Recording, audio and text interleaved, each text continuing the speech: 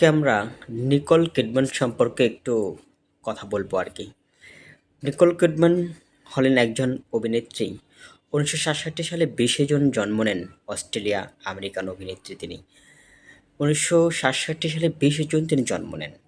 অনেকে হয়তো তাকে চেনেন বা চেনেন না, কিন্তু যারা ইংরেজি মুভি নিয়মিত দেখেন বা ভালো লাগে যাদের, তাদের মধ্যে তিনি খুব জনপ্রিয়। শুধু জনপ্রিয় বললে না, উনি একটা ভালো লাগার মানুষের একটা কিংবদন্তি বলা যায়। তিনি তার জীবনে অস্কার পেয়েছেন, গোল্ডেন গ্লোব পেয়েছেন, এমনিসহ অসংখ্য আন্তর্জাতিক পুরস্কার সাফল্যময়ী সাক্ষী তিনি। এর চেয়েও বড় অর্জন হলো তিনি কোটি কোটি দর্শকদের ভালোবাসায় সবসময় সিক্ত থাকেন। আজ তার জন্মদিন।